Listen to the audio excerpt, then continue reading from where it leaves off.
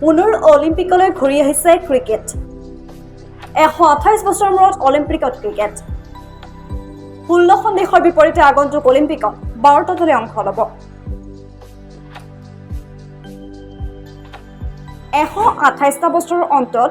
পুনৰ অলিম্পিকলৈ ঘূৰি আহিছে ক্ৰিকেট বুধবাৰে নিশা অনুষ্ঠিত এখন গুৰুত্বপূৰ্ণ বৈঠকত প্ৰতিযোগিতাখনত অংশগ্ৰহণ কৰিবলগীয়া দেশৰ সংখ্যা নিৰ্ণয় কৰা হয়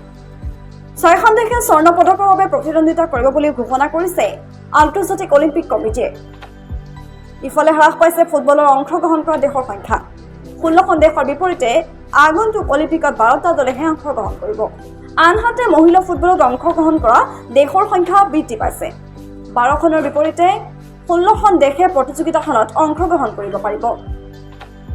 উল্লেখ্য যে শেষৰ বাৰৰ বাবে 1900 চনৰ অলিম্পিকত আছিল ক্ৰিকেট তাৰ পিছতে নাছিল ক্ৰিকেট সেইবাৰ মাত্ৰ এখন মেচহে খেলা হৈছিল দীৰ্ঘদিন ধৰি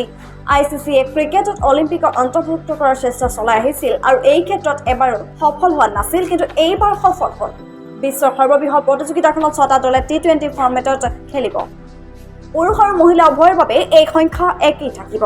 প্ৰতিটো দলত সৰ্বাধিক 15 জন সদস্য থাকিব অৱশ্যে এই অৰ্হতা কেনেদৰে লাভ কৰিব সেয়া এতিয়াও ঘোষণা কৰা হোৱা নাই আইসিসিৰ অধীনত 12খন সম্পূৰ্ণ সদস্য দেশ ইয়াৰ উপৰিও সহযোগী সদস্য হিচাপে 90খনতকৈ অধিক দেশ আছে যিহেতু মূলতঃ টি20 খেলে আমেৰিকাই পোনপটীয়াকৈ আয়োজক হিচাপে অযোগ্যতা অৰ্জন কৰিব পাৰে